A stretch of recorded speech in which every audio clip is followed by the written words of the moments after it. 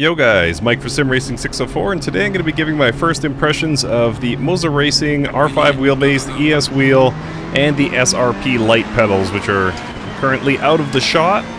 So this is Moza Racing's bundle. It comes in at the $600 price point, which is a very impressive price. Not only do you get a direct drive wheelbase, you get this ES wheel, you get a 2-pedal set, a desk clamp, and of course all the required cabling.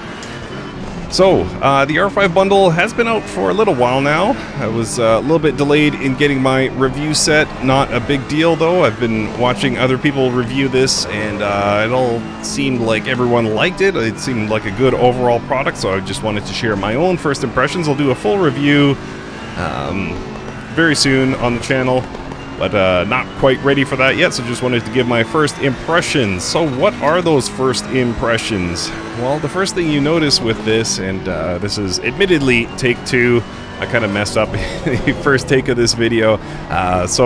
What do you notice right away about the R5 wheelbase? Well, the force feedback is fantastic. So you expect, when you get down to 5 Newton meters of torque, that you're going to be giving up quite a bit of force feedback detail, and I'll talk a little bit more about the theory of force feedback and peak torque ratings and things like that in a second.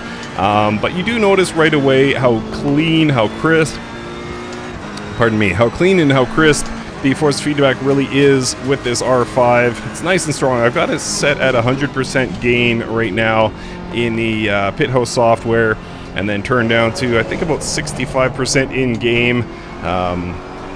And yeah, it's plenty heavy. It's certainly not the heaviest wheel I've ever had. You can turn my Sim Experience AccuForce or my Camus racing wheel way up, and those things are an absolute struggle. Not so at 100% gain with this R5. But definitely the force feedback is crisp and has excellent detail. And again, at that $600 price point, it feels really, really good. I'm in the midst of reviewing the TGT2 from Thrustmaster, which is a belt drive system. And despite being arguably the best belt drive system available, it doesn't feel like this. This R5 to me feels better than a TGT2, purely judging based on the force feedback quality. But going to direct drive from belt drive, what a huge step up, of course. And I own the R9 from Moza as well, which is, of course, 9 Newton meters of peak torque compared to the 5 peak torque Newton meters here in this R5. And what's the difference? Well, force feedback detail, frankly. And I just want to linger here for a second because it's a common misconception. A lot of people see people buying, a 20 or 25 Newton meter or even 30 Newton meter direct drive wheel, and then turning the in-game settings down to like 20% strength, and it's just like, well, why didn't you go with a 5 Newton meter wheelbase in that case? And the reason being is you're kind of talking about 2 different things there. So in-game, when you turn the force feedback strength down, what you're actually turning down is the in-game resistance. So if you have gain set to 100% in your wheel settings, what that's going to do is allow you to use all of the available torque of the wheel, of the motor. And so what that translates to in game is better force feedback detail. And the reason for that, the reason it goes up, the detail goes up as the peak torque rating goes up, is because that wheel can react faster. It can give you those instantaneous forces that a lesser motor can't. So for example, a 20 Newton meter motor is going to be able to give you significantly more detail because it reacts just that much faster. That peak torque can turn that wheel so much faster than, say, a 5 Newton meter motor like you have here in this R5. So there is a difference. Even though you're turning it down in game, it does still have the ability to create those forces a lot quicker with a higher rated motor. So that's just some basic theory about why you'd want a higher peak torque rating. It does give you more force feedback detail, but don't feel like you're missing out with this R5, because I will say the gap to the R9 is less than I thought. There is some, it almost feels like the force feedback is like the curb detail, for example. It feels like it's rounded off slightly, although not much.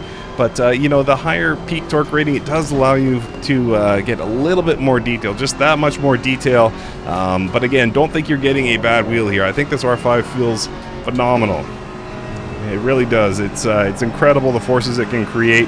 And I'm using the default GT setting in the Pit House software. I didn't like it at first. When I had my R9 up and running, I had to tweak the default GT settings. But this default force feedback profile feels really good on this R5, so either they've updated the GT profile or it just works better with this R5. Whatever it is, it's really working. So if you do get an R5, try the GT default force feedback settings and see if you like it, because I really like it.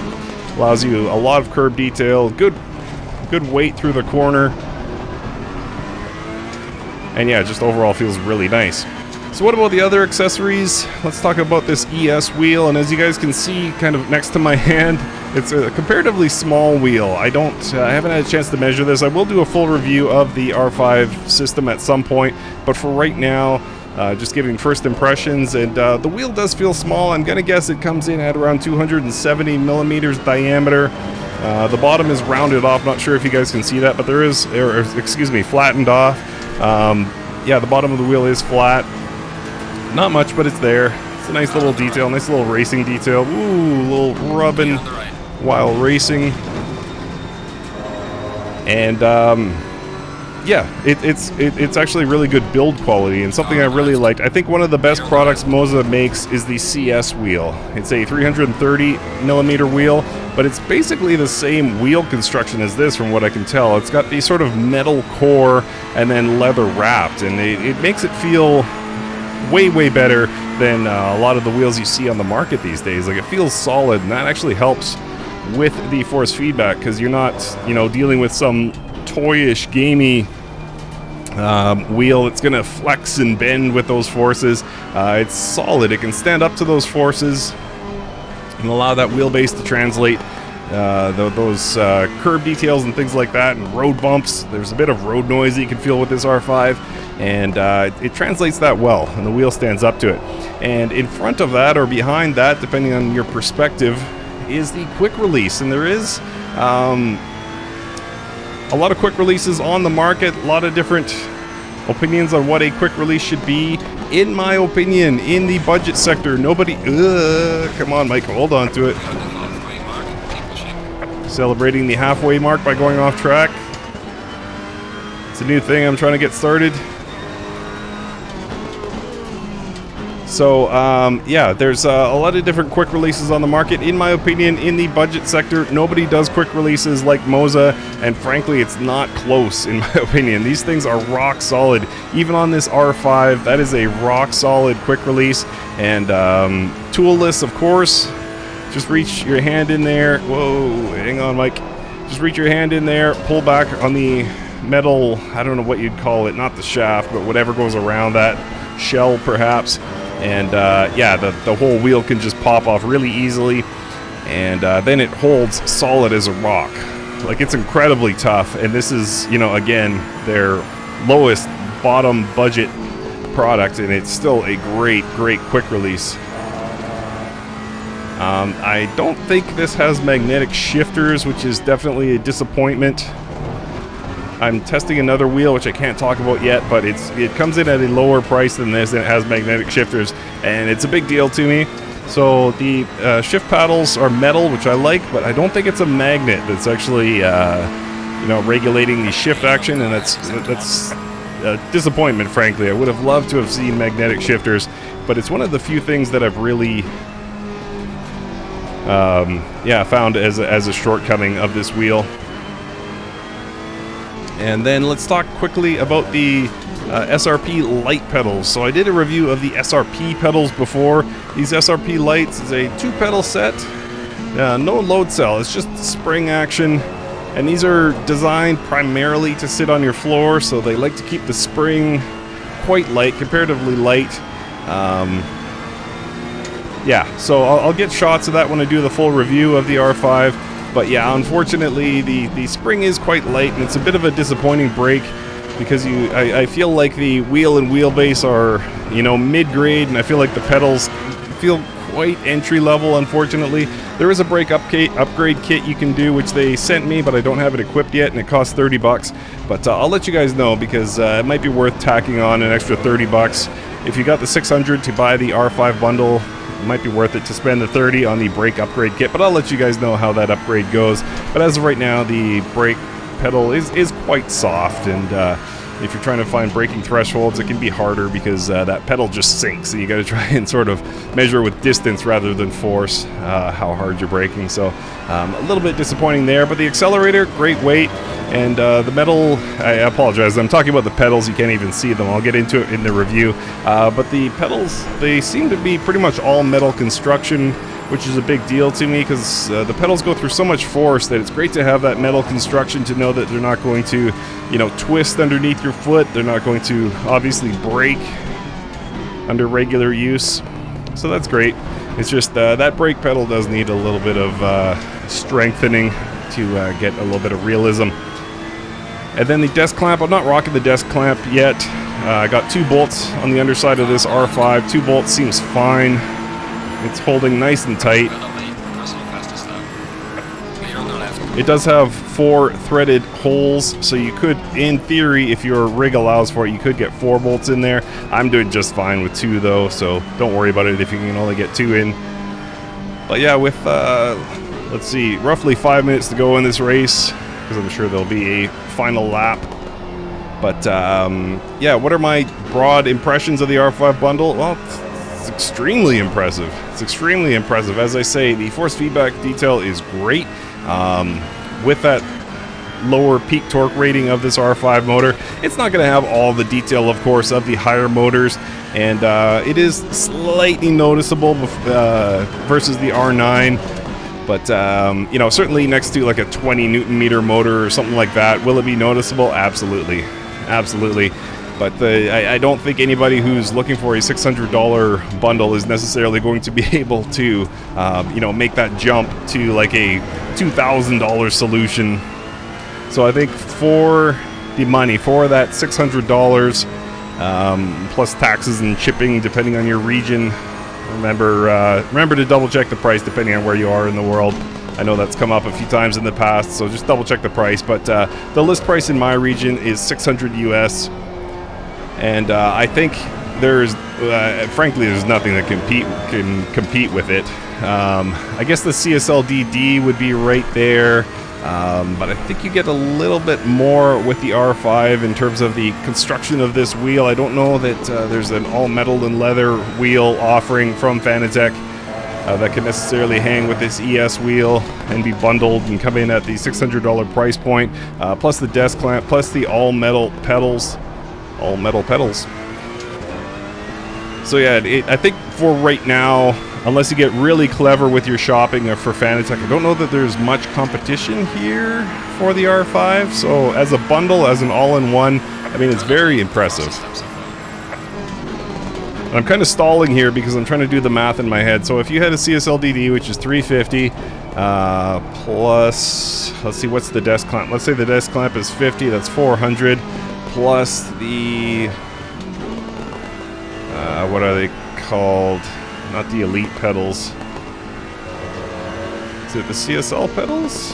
That are 80 bucks, 2-pedal system, all metal but plastic faces. So what are we at there? 480.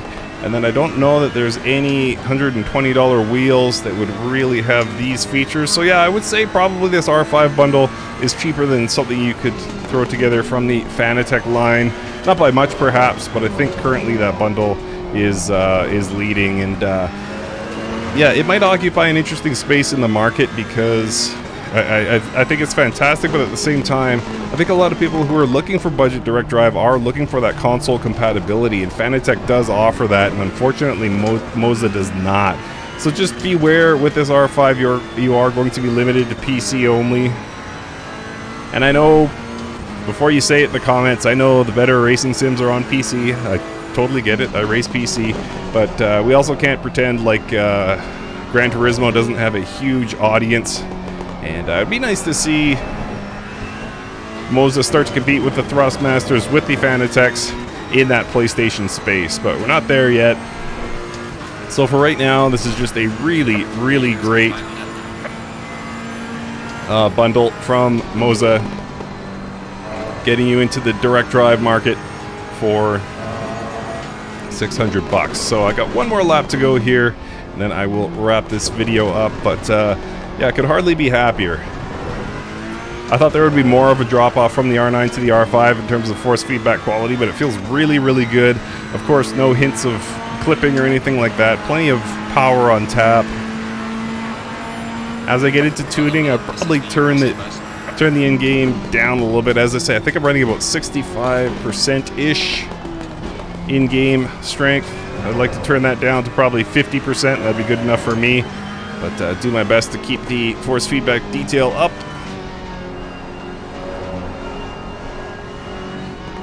But yeah, really just a pleasure to drive with.